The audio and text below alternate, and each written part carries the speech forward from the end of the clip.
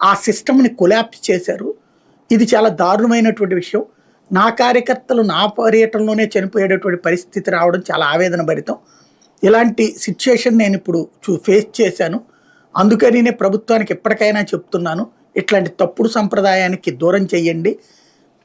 ప్రజల మధ్యకి నాయకుడు వెళ్ళేటప్పుడు తగిన భద్రత కల్పించండి. చంద్రబాబు నాయుడు వెళ్ళేటప్పుడు, లోకేష్ వెళ్ళేటప్పుడు, పవన్ కళ్యాణ్ వెళ్ళేటప్పుడు నేను అట్లాంటిది ఎప్పుడూ అడ్డుపడి మీదకి ఎగబడిపోయేలా చేయలేదు. పైగా మీరు ఒక్కసారి గుర్తుకు తెచ్చుకోండి. ఆ రోజుల్లో ఇంకా చంద్రబాబు, పవన్ పోలీసులు తప్పుకోండి, మీరు వాళ్ళని వదిలిపెట్టండి అంటూ దబాయించిన రోజులు ఉన్నాయి లోకేష్ కానీ. అంటే పోలీసులు అక్కడ కట్టడి చేస్తుంటే వీళ్ళు దబాయించి వాళ్ళని నా దగ్గరికి పంపించండి అనేటటువంటివి ఉన్నాయి ఆ రోజుల్లో. అట్లాంటిది అక్కడ కొన్ని తేడాలు కూడా ఉన్నాయి. ఇది లోకేష్ ఇబ్బంది పెట్టినటువంటి కాదంటలేదు. బట్ ఇట్లా కావాలని చెప్పి ఎలక్షన్స్ ముందు పాదయాత్ర సందర్భంలో జరిగిన కొన్ని సంఘటనలు.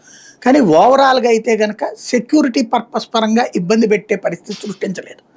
ఇక్కడ అట్లా కాదు, చాలా దారుణంగా అన్ని చోట్ల కూడా ఇట్లా ఉంది అని అప్పుడు చెప్పాలి. అప్పుడు అతను చెప్పే మాటకు ఒక వాల్యూ ఉంటుంది. అలా కాకుండా ఇది కారు కింద పడితే జగన్ది తప్ప, లేకపోతే కనుక కారు ప్రమాదానికి సంబంధించి అది చంద్రబాబే ఏవన్ను, ఇట్లాంటిది తమ తప్పుని కవర్ చేసుకోవడానికి మాట్లాడిన మాట అవుతుంది. ఇంకొకటి, పోనీ ఇన్సిడెంట్ జరిగిన రోజున ఏమన్నా వీళ్ళు